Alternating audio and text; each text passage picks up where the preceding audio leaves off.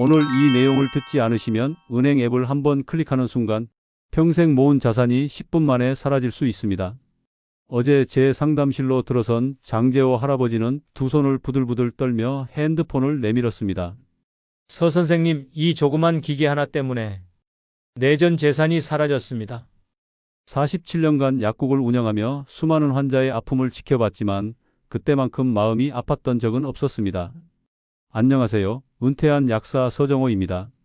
75살의 나이로 지금은 노인 디지털 안전지킴이로 활동하고 있습니다.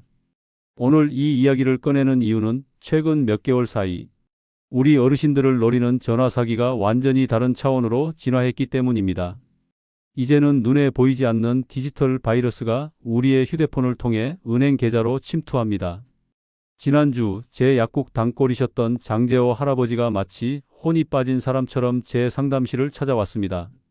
평생 시내버스 기사로 일하며 알뜰하게 모은 3억 원이 하룻밤 사이 흔적도 없이 사라졌다는 것입니다. 범인은 다름 아닌 할아버지의 스마트폰에 설치된 작은 앱이었습니다. 금융감독원이라면서 문자가 왔어요. 제 계좌가 해외에서 접속 시도가 있으니 보안 점검이 필요하다고 보안 앱을 설치하라는 링크를 보내줬는데 그걸 눌렀을 뿐인데. 장 할아버지는 평생 성실하게 살아오신 분입니다. 코로나 시절에도 매일 버스 운전대를 잡고 시민들의 발이 되어주셨죠. 그런데 퇴직 후 받은 퇴직금과 평생 모은 적금이 모두 사라진 것입니다. 문제는 이런 일이 장 할아버지만의 이야기가 아니라는 점입니다. 경기도 부천에 사시는 김영숙 할머니는 국민연금공단을 사칭한 문자를 받고 링크를 클릭했다가 2천만 원을 잃었고, 서울 마포구의 박철수 할아버지는 폭지급여 확인이라는 문자로 가짜 정부 사이트에 개인정보를 입력했다가 대출까지 당했습니다. 요즘 전화사기는 우리가 약국에서 보는 항생제 내성균처럼 계속 진화합니다. 과거에는 단순히 전화로 겁을 주거나 속이는 수준이었지만 이제는 인공지능과 첨단 기술을 동원해 완벽한 속임수를 만들어냅니다. 마치 가짜 약이 정품 포장을 그대로 복제하는 것처럼 사기꾼들은 진짜 금융회사나 정부기관의 모든 것을 완벽하게 모방합니다. 가장 충격적인 것은 이제 그들이 우리의 목소리까지 복제할 수 있다는 점입니다. 강원도 춘천에 사시는 윤병철 할아버지 사례를 들어보세요. 할아버지는 손녀 목소리로 걸려온 전화를 받았습니다. 할아버지, 제가 친구 결혼식 가는데 지갑을 잃어버렸어요. 급히 돈이 필요한데 200만 원만 보내주실 수 있어요? 나중에 꼭 갚을게요. 목소리가 너무 똑같아서 윤 할아버지는 의심 없이 돈을 보냈습니다. 그러나 그것은 손녀가 아니었습니다. 사기꾼이 소셜미디어에 올라온 손녀의 목소리를 인공지능으로 학습해 그대로 복제한 것이었습니다. 이것이 바로 요즘 급증하고 있는 인공지능 음성 복제 사기입니다. 여러분, 의약품의 유통기한이 있듯이 우리가 알던 전화 예절에도 유통기한이 지났습니다. 젊었을 때 우리는 어른이 물으면 공손히 대답하고 관공서에서 요청하면 성실히 따르라고 배웠습니다. 하지만 이 디지털 시대에 그 오래된 습관이 우리를 위험에 빠뜨릴 수 있습니다. 사기꾼들은 우리 어르신들이 가진 세 가지 특성을 노립니다. 첫째, 정직하고 예의 바른 세대라는 점. 둘째, 디지털 기기에 익숙하지 않다는 점. 셋째, 대부분 목돈을 가지고 있다는 점입니다. 약사 시절 저는 환자들에게 약은 용법과 용량을 정확히 지켜야 효과가 있습니다 라고 늘 말했습니다. 마찬가지로 스마트폰과 디지털 금융도 안전 용법이 있습니다. 문자로 온 링크는 절대 클릭하지 않고 앱은 공식 스토어에서만 설치하며 개인정보는 전화로 절대 알려주지 않는 것이 기본입니다. 제 친구 정명호 씨의 현명한 대처가 생각납니다. 78세인 그는 건강보험공단이라는 문자를 받았습니다. 검진 결과 이상이 발견됐으니 링크를 통해 확인하라는 내용이었죠. 하지만 그는 링크를 누르는 대신 직접 건강보험공단 공식 번호로 전화해 확인했습니다. 물론 그런 문자를 보낸 적이 없다는 답변을 들었습니다. 서 선생, 옛날에 약을 살 때도 항상 포장을 확인하고 가짜 약인지 살폈잖아. 이 디지털 세상도 마찬가지야. 출처가 분명하지 않으면 의심해야 해. 범죄자들은 우리의 두려움과 급박함을 교묘하게 이용합니다. 건강 걱정, 자녀 안전, 금전적 손실 같은 불안 요소를 자극하지요. 그리고 항상 지금 바로 조치하지 않으면 큰일 납니다. 라는 식으로 압박합니다. 마치 독약을 달콤한 시럽으로 포장하는 것과 같습니다. 응급실에서 가장 중요한 것이 침착함이듯 의심스러운 연락을 받았을 때도 침착함이 최우선입니다. 아무리 긴급하다고 해도 여러분에게는 생각하고 확인할 권리가 있습니다. 은행이나 공공기관의 진짜 긴급 상황은 대부분 우편이나 등기 또는 공식 앱 알림으로 옵니다. 지금부터 제가 여러분께 알려드릴 내용은 마치 강력한 예방접종과 같습니다. 이 지식만 있다면 여러분의 평생 저축을 노리는 디지털 바이러스로부터 자신을 보호할 수 있습니다. 요즘 가장 위험한 5가지 전화사기 수법과 그 예방법을 차례로 알려드리겠습니다. 첫 번째로 주의해야 할 신종 사기는 원격 제어 앱 설치 유도 보이스피싱입니다. 이 수법은 금융기관이나 공공기관을 사칭해 계좌 도용이나 해킹 위험이 있다고 겁을 줍니다. 그리고 보안 강화를 위해 또는 확인을 위해 특정 앱을 설치하라고 유도합니다. 전라북도 남원에 사시는 황영수 할아버지의 사례를 들려드리겠습니다. 77세의 황 할아버지는 평생 한약방을 운영하며 모은 4억 원을 단 하루 만에 잃었습니다. 경찰청 사이버수사대라며 전화가 왔어요. 제 명의로 대포통장이 개설되어 마약 거래에 이용되고 있다면서 계좌 보호를 위해 안전결제 앱을 설치하라고 했습니다. 경찰이라고 하니 의심 없이 설치했지요. 그러나 그 앱은 실제로 원격 제어 앱이었습니다. 사기꾼들은 이 앱을 통해 황 할아버지의 휴대폰을 완전히 장악했고 은행 앱에 접속해 모든 돈을 빼갔습니다. 더 교묘한 점은 앱 설치 후에도 전화를 끊지 않고 지금 계좌 보호 작업 중입니다 라며 안심시켰다는 것입니다. 이 수법이 특히 위험한 이유는 사기꾼들이 여러분의 휴대폰을 원격으로 조정할 수 있게 되어 인증번호를 요구하지 않고도 금융 거래가 가능해진다는 점입니다. 약국에서 처방전 없이는 전문약을 드리지 않듯 여러분도 출처가 불분명한 앱은 절대 설치하지 마세요. 원격 제어 앱 설치 유도 보이스피싱을 예방하는 방법은 간단합니다. 첫째, 문자나 전화로 받은 앱 설치 링크는 절대 클릭하지 마세요. 둘째, 금융 관련 앱은 반드시 공식 앱스토어에서만 설치하세요. 셋째, 공공기관이나 금융기관에서 원격 제어 앱 설치를 요구하는 경우는 절대 없다는 사실을 기억하세요. 마치 정품약이 반드시 약국에서만 판매되듯 안전한 앱도 공식 경로로만 설치해야 합니다. 두 번째로 주의해야 할 신종 사기는 메신저 피싱입니다. 특히 요즘은 카카오톡이나 문자 메시지로 자녀나 손주를 사칭하는 사례가 급증하고 있습니다. 부산 해운대에 사시는 김정순 할머니의 이야기를 들려드리겠습니다. 어느 날 딸이라며 문자가 왔어요. 새 휴대폰을 샀는데 급히 결제할 일이 있어서 먼저 돈을 보내달라고 했지요. 목소리 통화는 안 된다면서 문자로만 대화하더군요.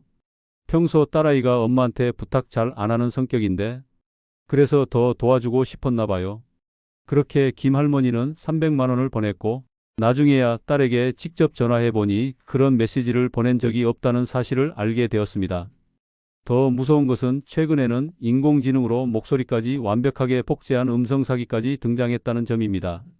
메신저 피싱을 예방하는 좋은 방법은 가족들과 비상 암호를 정해두는 것입니다. 울산에 사시는 박만수 할아버지 가족은 이런 방법으로 사기를 예방했습니다. 우리 가족은 돈 얘기가 나오면 항상 엄마 된장찌개 먹고 싶다라는 암호를 먼저 말하기로 약속했어요. 어느 날 아들이라며 문자가 와서 돈을 보내달라고 했는데 제가 암호를 물었더니 대답을 못하더군요. 바로 사기임을 알았습니다. 가족 간의 간단한 암호 하나가 수백만 원을 지킨 것입니다. 약을 복용할 때도 정확한 용법을 지켜야 하듯 디지털 소통에도 안전 수칙이 필요합니다. 세 번째 조심해야 할 신종 사기는 가짜 홈페이지 유도 피싱입니다. 경기도 성남에 사시는 이만수 할아버지의 사례를 들어보겠습니다. 국민연금공단에서 추가 연금 지급 안내 문자가 왔어요. 링크를 눌러 들어가니 정말 똑같이 생긴 공단 홈페이지가 나왔습니다.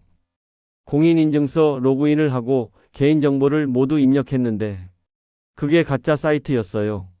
이 수법은 실제 기관 홈페이지와 거의 완벽하게 동일한 피싱 사이트를 만들어 여러분의 금융 정보를 훔치는 방식입니다. 마치 가짜 약이 진짜 약의 포장을 그대로 복제하는 것과 같습니다. 가짜 홈페이지 피해를 예방하는 비결은 간단합니다.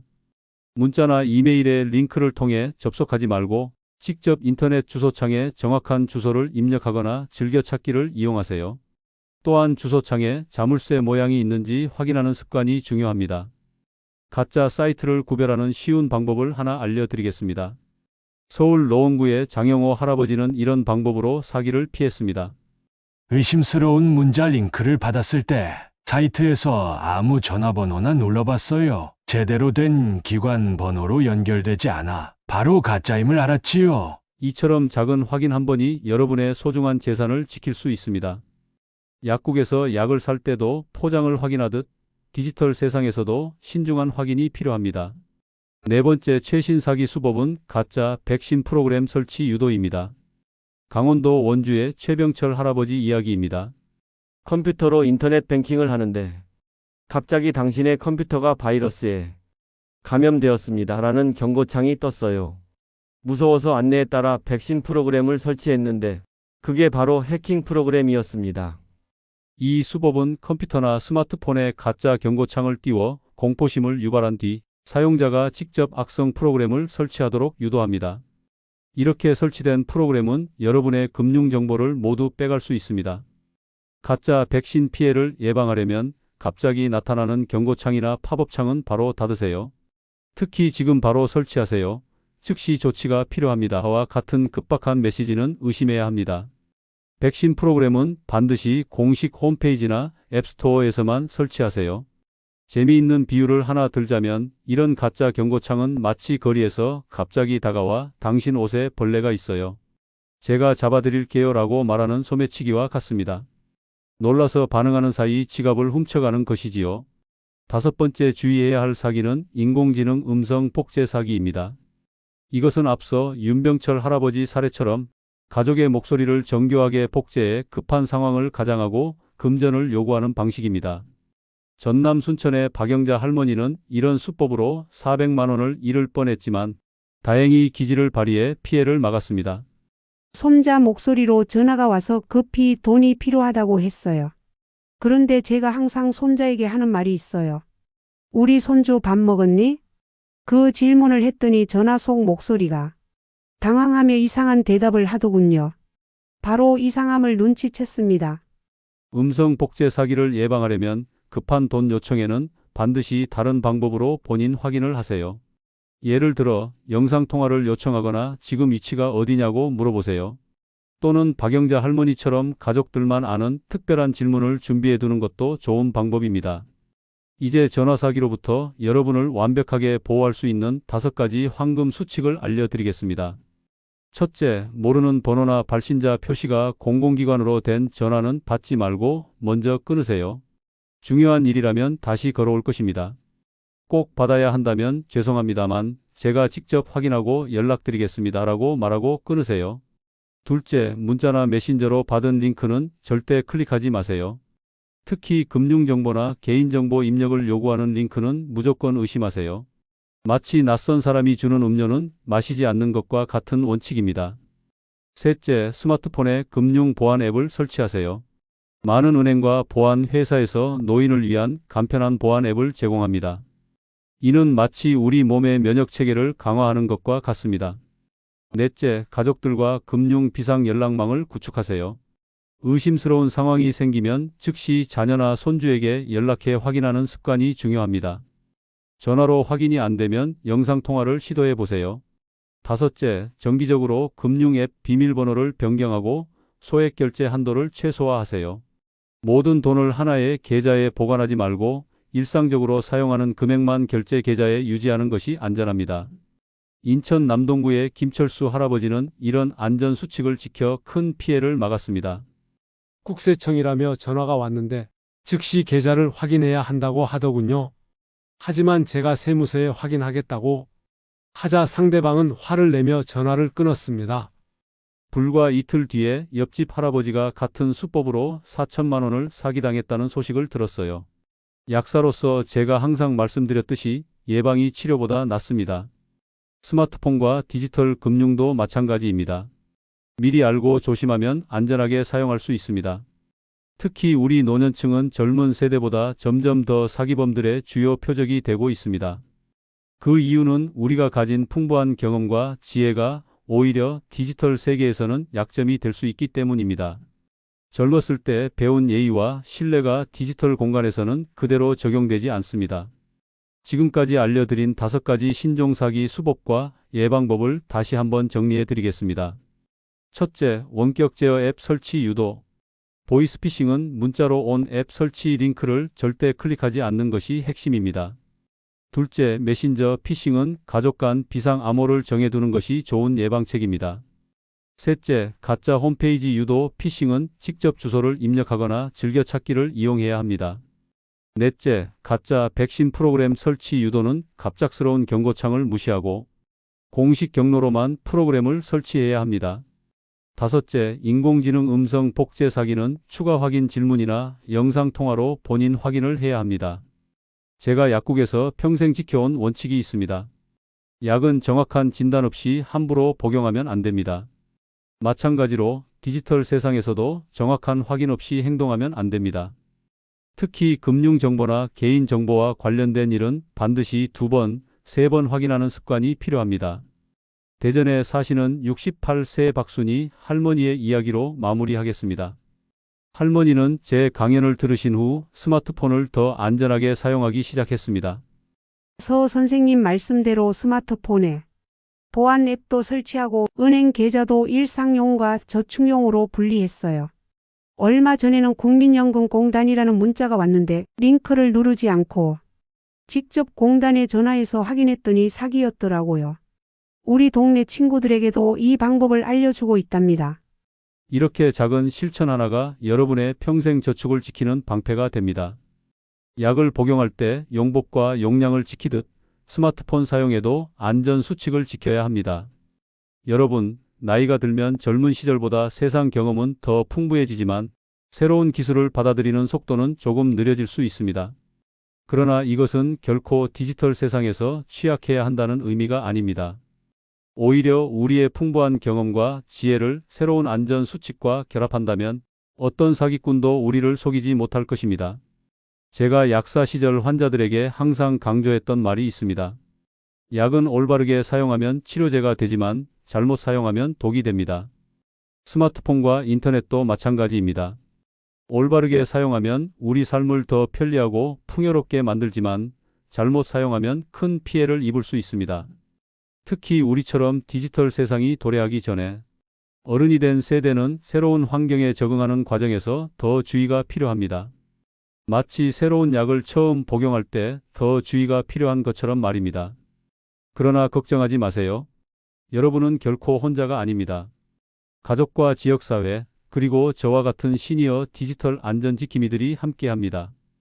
의심스러운 상황이 생기면 주저 말고 도움을 요청하세요. 부끄러워할 필요가 전혀 없습니다. 사기꾼들이 노리는 것은 바로 우리의 부끄러움과 당혹감입니다. 여러분, 오늘 이 이야기를 듣고 이거 우리 부모님이나 이웃, 어르신들도 꼭 알아야 할 내용이다라고 생각되신다면 주저 말고 주변에 알려주세요.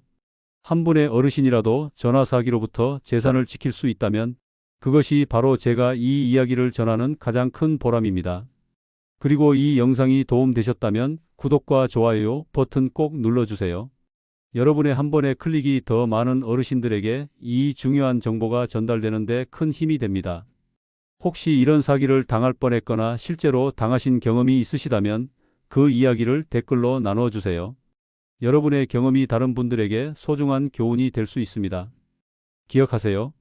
약을 복용할 때 식후 30분에 물과 함께 드세요 라는 지시를 따르듯 디지털 세상에서도 의심스러운 메시지는 클릭하지 말고 전화는 바로 끊고 확인하세요 라는 원칙을 지키면 안전합니다. 여러분의 건강한 노후와 안전한 디지털 생활을 항상 응원합니다. 다음 시간에 더 유익한 정보로 찾아뵙겠습니다. 감사합니다.